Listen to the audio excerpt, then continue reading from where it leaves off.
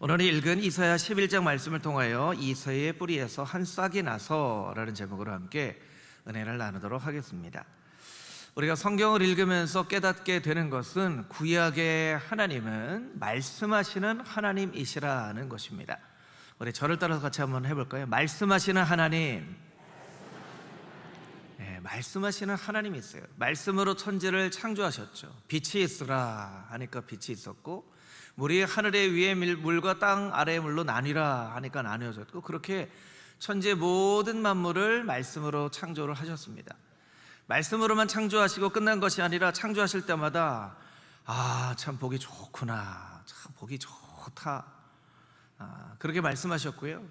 창조하신 사람들과도 계속 얘기하셨어요. 아담하고 얘기하셨고, 노아와 이야기하셨고, 아브라함과 얘기하셨고, 이삭과 야곱과 요셉과 수없이 많은 사람들과 이야기하셨어요. 그러니까 하나님은 말씀하시는 하나님이시면서 말씀하시는 것을 좋아하시는 하나님이시죠. 왜 하나님이 말씀하시기를 좋아하실까요? 사람이 사랑을 하거나 친하면 말을 하게 되어 있어요. 화목한 가정에 가보면요, 말을 이렇게 많이 합니다, 가족끼리. 그런데 약간 좀 썰렁한 가정에 가보면 말이 하나도 없어요. 교회도요, 모이면 뭔가를 이렇게 얘기하고 같이 만나고 밥 먹고 커피도 마시고 이야기도 하고 하는 교회는 화목한 교회예요. 그냥 예배만 드리고 쏙 가면 이건 조금 덜 화목한 교회라고 할 수 있어요. 그렇게 말씀하는 것을 좋아하시던 하나님이 성경을 읽다 보면 어느 순간부터 입을 이렇게 쑥 닫으세요. 여러분들이 이제 어머니 아버지이시기도 하고 또 섬길 어머니 아버지가 계시기도 하죠. 어머니 아버지가 말씀을 안 하시면 그거는 조금 뭔가 서운한 데가 있거나 속상한 데가 있으신 거예요. 하나님이 사람들을 바라보시면서 좀 속상하셨어요. 말씀을 안 하세요. 그리고 몇몇 사람들하고만 이야기를 하세요. 그 이야기를 하는 몇몇 사람들이 바로 선지자입니다. 이사야가 선지자잖아요. 저도 아이들을 이렇게 키우다 보면요, 아이들이 뭐 마음에 들 때도 있고 마음에 안 들 때도 있고 한데, 마음에 안 들면 얘기하기가 싫어져요. 얘기가 싫어져요. 그리고 사춘기의 이 아이들은요, 물어보면 대답을 해요. 대답을 잘해요. 영혼 없는 대답을 하죠. 네. 아유, 예준아 이것 좀 해라. 네. 그러면 좀 짜증이 나요. 네, 여러분, 그렇죠. 나는 진심을 다해서 얘기하는데 아들이 영혼 없는 대답하면 기분이 안 좋잖아요. 그럼 이제 말을 안 해요. 그럼 얘도 이제 잘 아니까 저한테 말을 걸어와. 그럼 저도 복수하는 거예요. 저도 대답 안 해요. 저 대답 안 하고, 할 말이 있으면 이제 제 아내한테 얘기하죠. 여보, 가서 예준이한테 이거 좀 하라 그래. 당신이 얘기. 싫어, 당신이 얘기. 이게 이제 선지자예요, 선지자. 하나님이 말씀하세요. 나 싫다, 네가 가서 얘기해라. 왜 저한테 얘기하세요? 저도 얘기하기 쉽지 않아요. 그것도 좋은 얘기도 아니고. 이게 선지자예요, 선지자. 그런데 그렇게 선지자를 통해서 말씀하시던 하나님이 완전히 얘기를 안 하시던 때가 있었어요. 말라기 선지자 이후로 400년 동안 하나님이 입을 싹 닫으시고 얘기를 안 하세요. 제가 아이들하고 얘기를 안 해봤자 이틀 3일을 넘기지를 못해요. 내가 이제 얘기 하나 봐라 이렇게 하는데도 2, 3일 지나면 제가 먼저 얘기를 하죠. 얘기를 해요. 그러니까 여러분, 하나님이 400년 동안 말씀 안 하셨다는 것은 하나님이 얼마나 속상하셨는가, 이걸 좀 가늠할 수가 있는 거예요. 그 숫자만 봐도.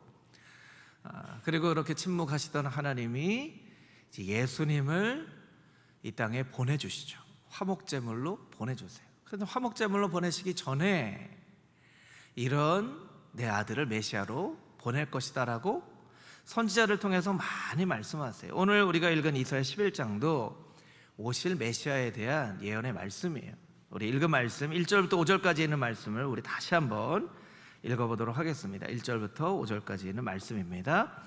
이새의 줄기에서 한 싹이 나며 그 뿌리에서 한 가지가 나서 결실할 것이요, 그의 위에 여호와의 영 곧 지혜와 총명의 영이요 모략과 재능의 영이요 지식과 여호와를 경외하는 영이 강림하시리니 그가 여호와를 경외함으로 즐거움을 삼을 것이며 그의 눈에 보이는 대로 심판하지 아니하며 그의 귀에 들리는 대로 판단하지 아니하며 공의로 가난한 자를 심판하며 정직으로 세상의 겸손한 자를 판단할 것이며 그의 입에 막대기로 세상을 치며 그의 입술의 기운으로 악인을 죽일 것이며 공의로 그의 허리띠를 삼으며 성실로 그의 몸의 띠를 삼으리라. 아멘. 말씀드린 것처럼 이사야는 선지자입니다. 선지자는 먼저 안 사람이라는 것이죠. 자막을 좀 보여주시면 좋을 것 같은데요. 선지자라기도 하고 선견자라고 하기도 합니다. 선지자, 먼저 알았다는 거죠. 선견자, 먼저 봤다는 거예요. 미리 알고 미리 안 사람, 하나님의 하시는 일을 하나님의 계시를 통해서 미리 알고 먼저 경고하는 사람. 또 선지자라는 의미도 있지만 대언자라는 의미가 훨씬 더 그 의미에 가깝습니다. 대신 이야기하는 사람이죠. 하나님 말씀하세요. 아니야, 네가 얘기해. 난 말하기 싫다. 네가 대신 좀 얘기해라. 이게 대언자예요. 대언자. 또 대언자를 이제 오늘날로 표현하면 뭐 대변인이라고 할 수도 있고요. 이 대한민국 국민을 대표해서 이제 세계 각곳에 가 있는 이제 대사도 동일한 사람이라고 할 수 있습니다. 그 외에 뭐 하나님의 사람, 여호와의 종, 여호와의 사자, 이렇게 얘기를 하죠. 여러분, 선지자에게 가장 중요한 것은 무엇이냐면 하나님의 뜻을 아주 정확하게 전달하는 거예요. 정확하게 전달하는 거. 여러분, 대변인이 정확하게 전달하지 않으면 안 되겠죠. 조금이라도 틀리게 얘기하면 안 되겠죠. 그리고 잘 전달을 해야 됩니다. 잘 알아듣도록 이야기를 해야 돼요. 그래서 때로는 선지자들에게는 아주 무거운 선지자의 사명도 있었어요.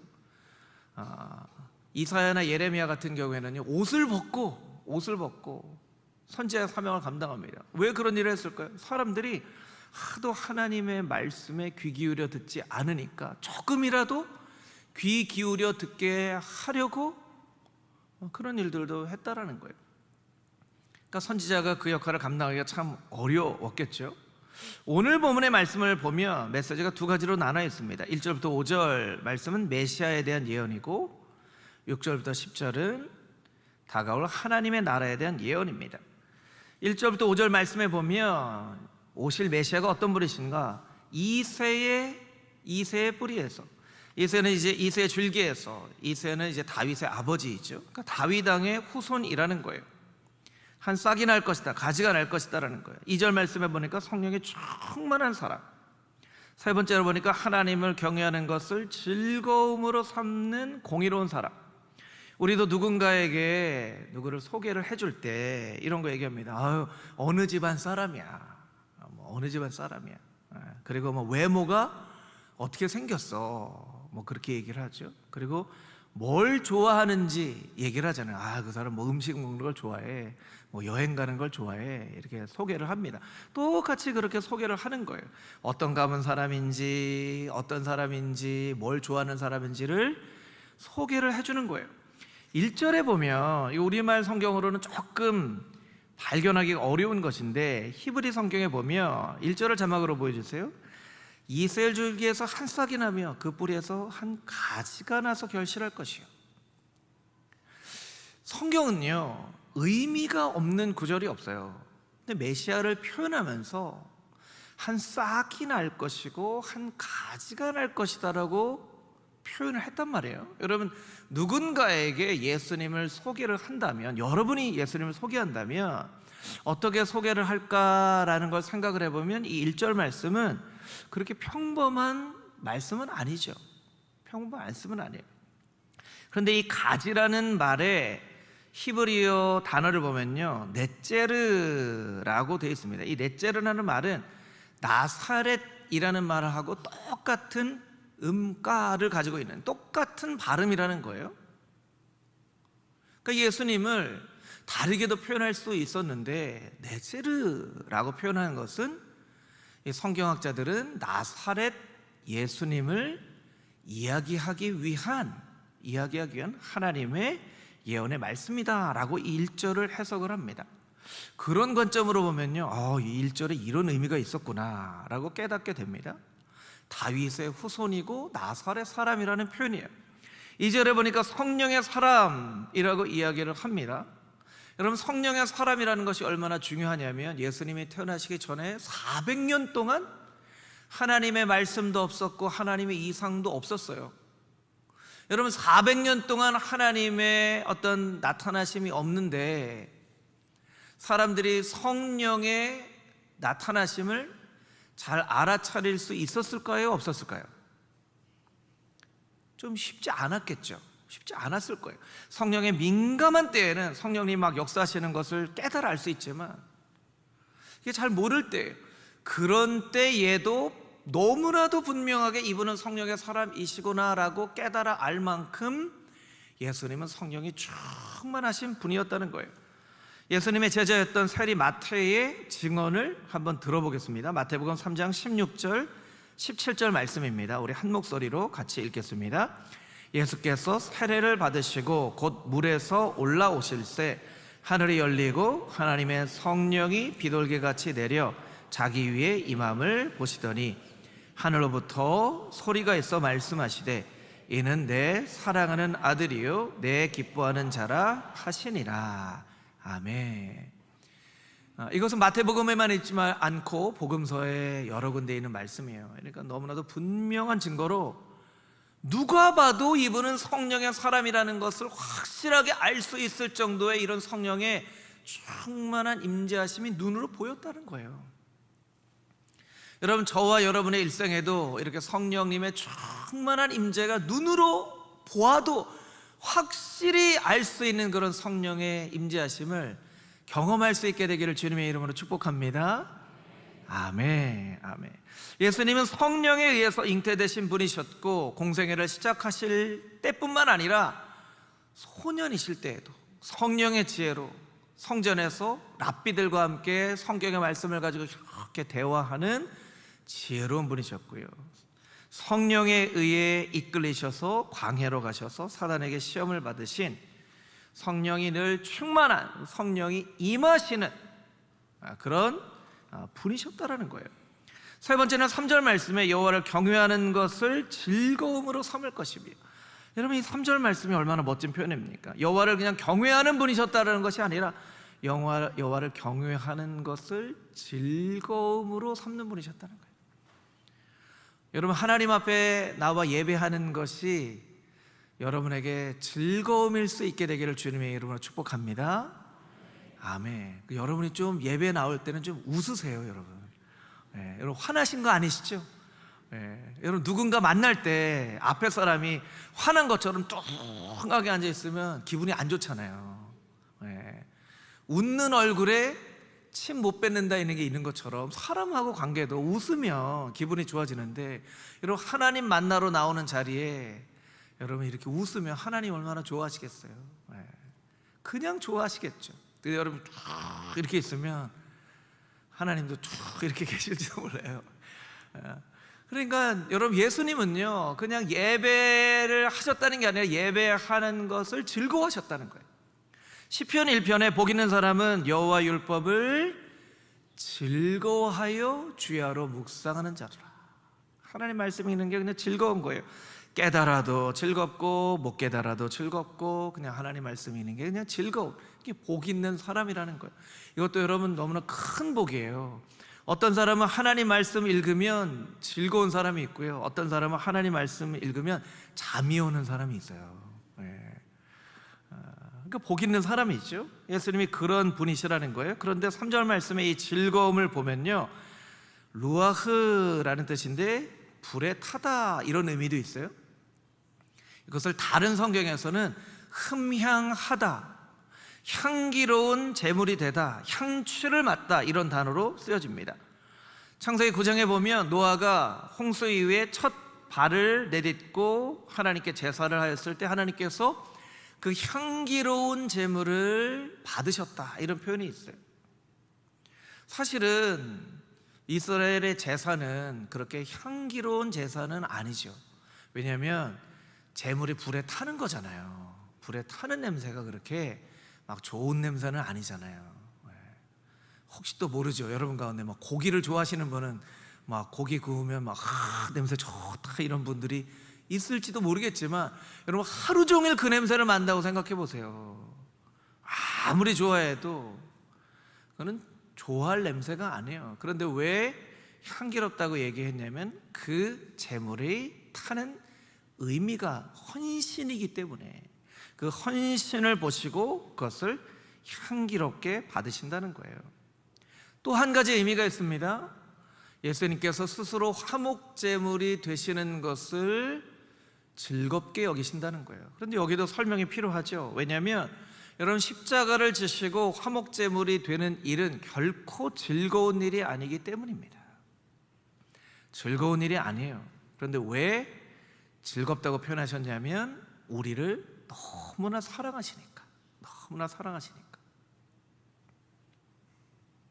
여러분, 부모님이 자녀를 키우기 위해서 정말 밤낮으로 열심히 쉼없이 일하고 그렇게 자녀들을 키웁니다. 자녀들이 철없을 때는 모르는데요, 철이 조금 들고 나서부터는 이제 엄마 아빠의 모습이 보이는 거예요. 그렇게 물어보죠. 아빠 안 힘들어? 아빠 안 힘들어? 아빠 내가 어깨 좀 주물러 드릴게요.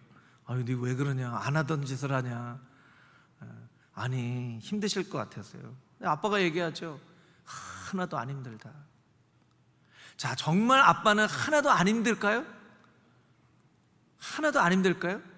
힘들죠. 힘든데 너를 너무나 사랑하기 때문에 내가 힘든 게 하나도 안 힘들게 느껴진다, 이런 의미죠. 이런 의미예요.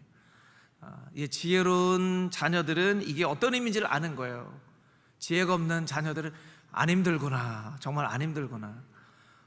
어머니는 짜장면이 싫다고 하셨어. 우리 어머니 짜장면 싫어해. 우리 어머니는 생선 머리만 좋아하셔. 이건 이제 지혜가 없는 거죠. 그만큼 자녀를 사랑하신다는 거죠. 그러니까 즐거움이 되셨다는 것은 그만큼 우리를 사랑하셨다는 거. 얼마나 우리를 사랑하셨으면 십자가를 지고 그 골고다 길을 걸어가시는 것을 즐거움으로 삼으셨다라고까지 표현을 하시는 거예요. 자, 그럼 이사야 11장 이런 말씀이 우리에게 어떤 메시지를 주는가? 예수님이 이런 분이시라는 것이 어떤 의미를 주는가? 실제로 예수님께서 이사야의 예언대로 다윗의 가운데 태어나셨습니다. 나사렛 사람이 되셨습니다. 성령 충만하신 분이셨습니다. 스스로 화목제물이 되셨습니다. 그 외에도 구약에 보면요, 예수님에 대한 예언이 330여 가지나 서로 다른 예언들이 있어요. 그런데 예수님이 이 땅 가운데 오셨을 때 이스라엘 사람들은 예수님을 알아봤나요? 못 알아봤나요? 못 알아봤어요. 못 알아봤어요. 이게 너무나 놀라운 일이에요. 너무나 놀라운 일이에요. 못 알아봤어요. 제가 짧은 영상을 여러분에게 하나 보여드리려고 하는데요, 한번 이게 CCTV로 촬영을 한 영상이어서 화질이 그렇게 좋지는 않아요. 영상을 잠깐 같이 보도록 하겠습니다. 이 워싱턴에 있는 한 지하철역에서 1월에 어떤 한 사람이 연주를 합니다. 이 연주를 한 사람은 그 당시에, 지금도 이제 활동을 하는 사람인데요, 그 당시에 세계 최고의 바이올리니스트 조슈아 벨이라고 하는 사람이에요. 이 사람은 이제 이틀 뒤면 보스턴에 가서 연주를 하는데 이미 오래전에 전 좌석이 다 매진이 됐고요. 그 표를 사려면 몇백 달러, 이렇게 가까이에서 이 사람 연주를 보려면 훨씬 더 많은 돈을 지불해야 되는 그런 아주 유명한 사람. 이 사람이 지금 연주한 이 악기는요, 세계에 몇 대 없는, 그 당시에 돈으로 350만 불, 오늘날로 표현하면 40억이 훨씬 넘는 그런 악기예요. 이 사람이 워싱턴의 지하철역에서 모자를 쓰고 그냥 허름한 옷을 입고 연주를 합니다. 38분 연주를 하는데요, 지나간 사람의 숫자는 1097명이나 됐어요. 멈춰선 사람은 7명. 그 중에 대부분은 어린 아이들이었어요. 이 사람을 알아본 유일한 사람은 나이가 지긋이 든 여자분이었어요. 그래서 내가 당신의 연주를 이렇게 들을 수 있다니, 당신의 연주를 예전에 한번 들은 적이 있습니다. 그 조슈아 벨의 38분 연주하는 동안에 그 앞에 이 바이올린 케이스에 담겨진 돈은 32달러. 이것은요, 워싱턴 포스트라고 하는 신문사와 함께 실험을 한 거예요. 실험의 목적은 우리의 일상의 주변에 얼마나 귀하고 값진 그런 아름다움이 있는가, 그리고 얼마나 우리는 그것을 모른 채 살아가고 있는가, 이것을 실험하기 위한 거예요. 근데 여러분, 한번 생각해 볼까요? 이 사람이 모자만 벗었더라도, 아니 옷을 허름한 옷만 입지 않았더라도, 아니 그 옆에 그냥 조슈아 벨이라는 작은 무슨 현수막이라도 붙였더라도 사람들이 그 사람을 알아봤을까요? 못 알아봤을까요? 어떻게 생각하세요? 알아봤을까요? 못 알아봤을까요? 알아봤을 거예요. 분명히 알아봤을 거예요. 저는 가끔씩이요, 어떤 마트에 가거나 그런 뭐 쇼핑몰에 갔을 때 우리 성도님들이 저를 알아보고 이렇게 인사를 하는 경우가 있어요. 목사님, 그런 경우가 있어요. 어우, 어떻게 하셨어요? 멀리서 뒤통수를 보니까 목사님 뒤통수 같아서 제가 보니까 목사님 맞고, 아니 멀리서 제 뒤통수만 봐도 예, 얼마나 저를 사랑하시면 제 뒤통수만 봐도 제가 보이네요. 사람을 알아보는 게 그게 어려운 일이 아니거든요. 그런데요, 왜 이스라엘 백성들은 330여 개나 되는 구약의 메시아에 대한 예언이 있음에도 불구하고 예수님을 못 알아봤을까요? 왜 못 알아봤을까요? 참 그 사람들, 미련한 사람들 있죠. 그런데 미련하다라고만 우리가 할 수 있을까요? 여러분, 오늘 2024년 7월 14일에 예수님이 한국 사람의 모습을 하고 여기 금호동에 오시면 여러분, 예수님 모습 알아보실 수 있으시겠어요? 우리가 이 사람들한테만 미련하다고 얘기할 수만은 없을 것 같아요. 나는 예수님 잘 알아볼 수 있을까? 아니 어쩌면 지난 한 주간의 삶 가운데에서도 성령님께서 말씀으로, 사건으로 다른 사람들의 입을 통하여서 우리에게 무언가를 이야기하셨을 수도 있는데, 나는 그것이 성령님의 음성인 것을 깨달아 알았는가? 한번 나 자신에게 좀 물어볼 필요가 있다는 거예요. 하나님은 말라기 선지자 이후에 400년 동안 침묵하셨지만 어쩌면 하나님은 침묵하지 않으셨을 수도 있어요. 사람들이 못 알아차린 것일 수도 있어요. 그러니까 하나님의 침묵기라고 이야기하는 것에 대해서 우리가 한번 곰곰이 생각해 볼 필요가 있다는 거예요. 자, 그럼 우리는 어떻게 해야 되는가? 우리가 하나님 앞에 기도해야 되겠죠. 하나님, 우리의 어두워져 있는 영의 눈을 밝게 띄워주셔서 하나님 알게 하여 주시고, 우리의 막혀져 있는 영의 귀를 열어주셔서 하나님 말씀 듣게 하시고, 하나님이 지금 오늘날 우리 곁에 말씀하실 때 미련한 이스라엘 백성들처럼 못 깨달아 아는 그런 미련한 사람 되지 않게 해주시고, 하나님을 아는 하나님의 음성을 깨달아 알 수 있는 그런 지혜로운 백성 되어질 수 있도록 영의 눈 뜨게 해 주시옵소서, 영의 귀 열어 주시옵소서. 그렇게 기도해야만 한다는 것입니다. 여러분이 기도할 때마다 영의 눈이 뜨게 해달라고, 영의 귀가 열리게 해달라고 간절한 마음으로 기도할 수 있는 지혜의 사람들이 다 되시기를 주님의 이름으로 축복합니다. 아멘. 6절에서 10절까지 있는 말씀입니다. 우리 같이 함께 읽어보겠습니다. 그때 이리가 어린 양과 함께 살며 표범이 어린 염소와 함께 누우며 송아지와 어린 사자와 살진 짐승이 함께 있어 어린아이에게 끌리며 암소와 곰이 함께 먹으며 그것들의 새끼가 함께 엎드리며 사자가 소처럼 풀을 먹을 것이며 젖 먹는 아이가 독사의 구멍에서 장난하며 젖된 어린 아이가 독사의 굴에 손을 넣을 것이라. 내 거룩한 산 모든 곳에서 해됨도 없고 상함도 없을 것이니 이는 물이 바다를 덮음같이 여호와를 아는 지식이 세상에 충만할 것임이니라. 그날에 이새의 뿌리에서 한 싹이 나서 만민의 기치로 설 것이요 열방이 그에게로 돌아오리니 그가 거한 곳이 영화로우리라. 아멘. 말씀드린 것처럼 1절부터 5절까지의 말씀은 예수님에 대한, 메시아에 대한 말씀이죠. 우리의 관점으로 보면 이것은 성취된 말씀입니다. 6절부터 10절까지의 말씀은 하나님의 나라에 대한 말씀이죠. 이것은 앞으로 성취될 말씀이에요.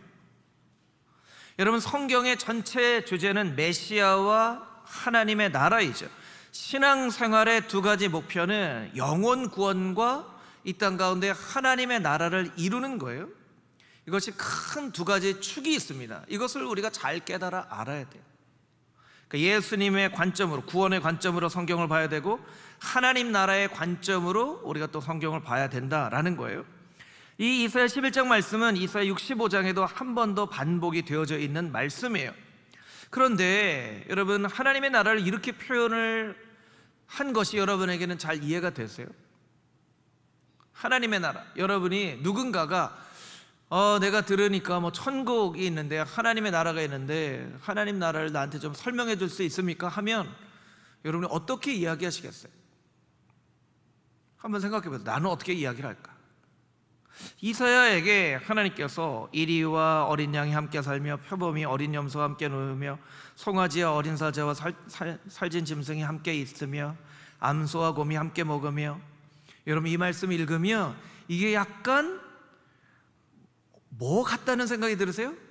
우리 유아유치부 아이들 나이의 친구들에게 들려주는 동화 같다는 생각이 좀 들지 않으세요?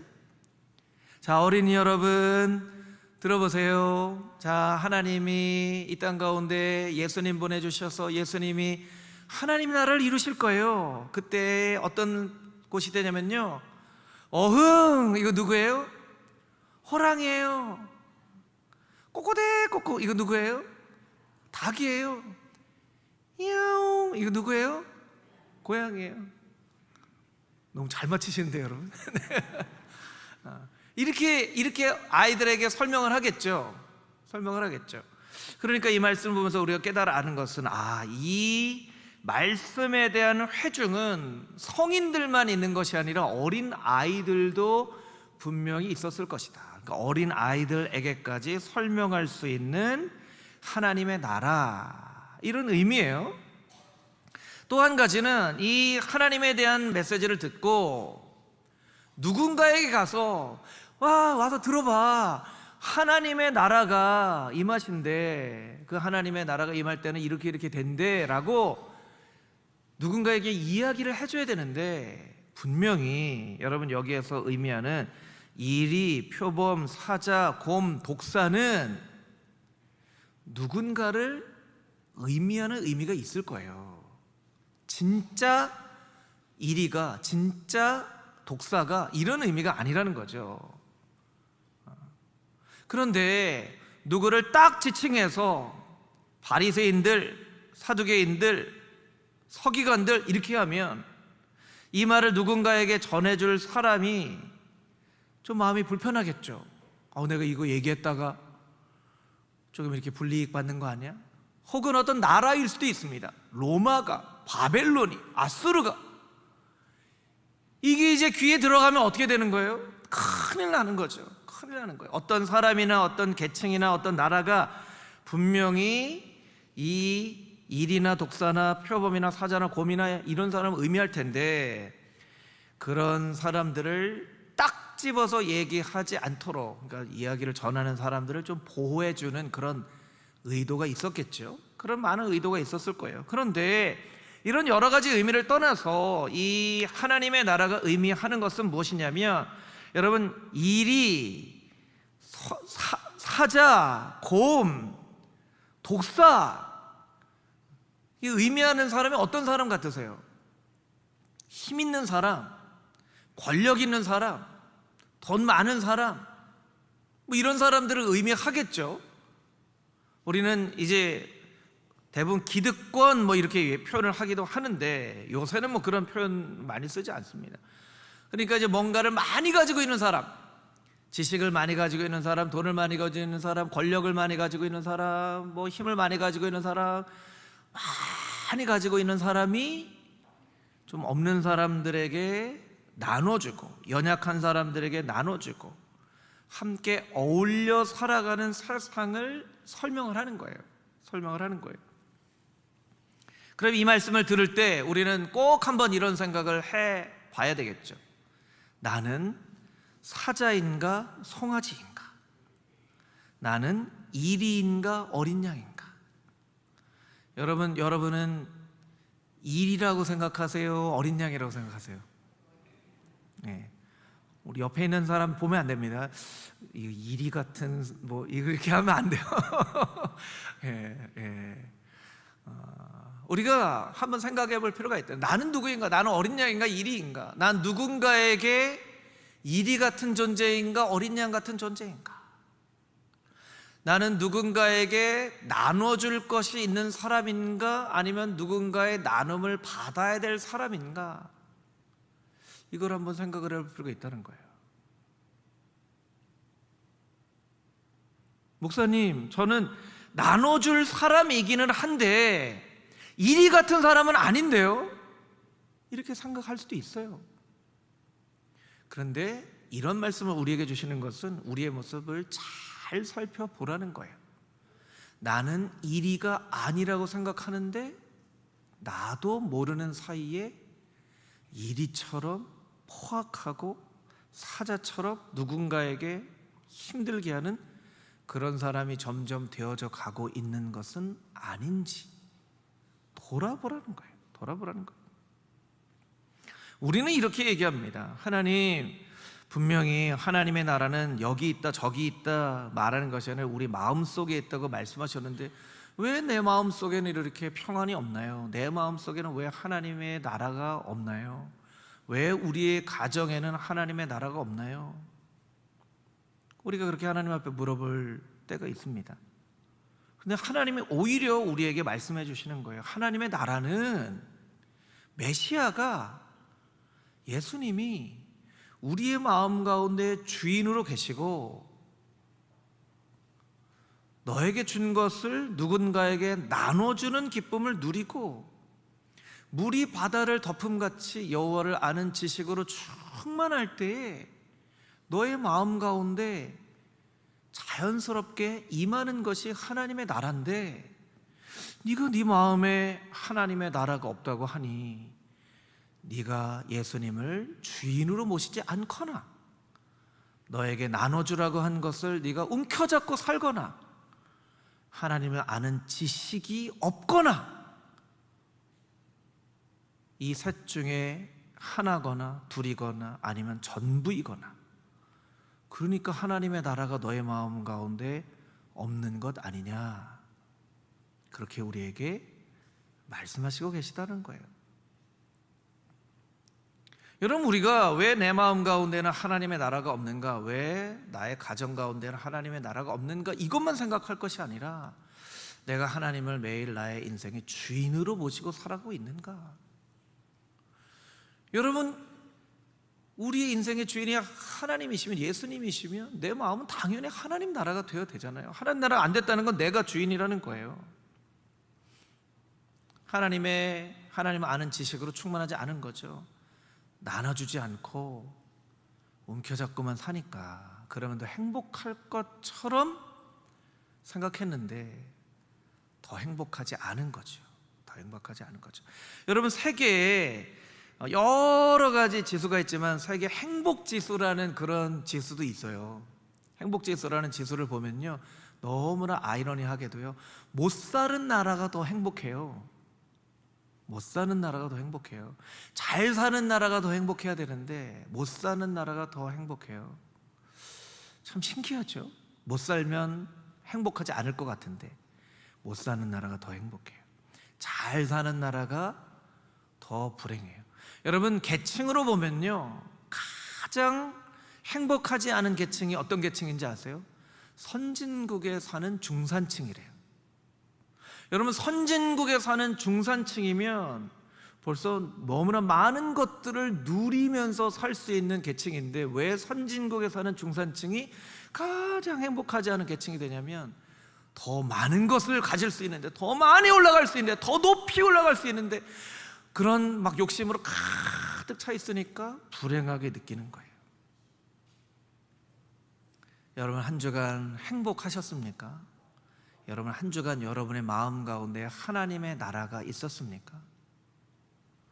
그럼 여러분 스스로에게 이 세 가지 질문을 꼭 해봐야 된다는 것이죠. 그리고 하나님 앞에 기도해야 됩니다. 하나님, 예수님께서 내 마음 가운데 주인으로 다스리시고 많은 사람들에게 복을 나눠주고 여호와를 아는 지식으로 내 마음이 충만한 그런 인생 되게 하여 주시옵소서. 꼭 그렇게 기도해야 됩니다.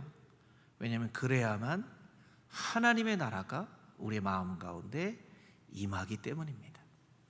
여러분, 돌아오는 한 주간 여러분의 삶 가운데, 여러분의 마음 가운데 하나님의 나라가 임하게 되기를 주님의 이름으로 축복합니다.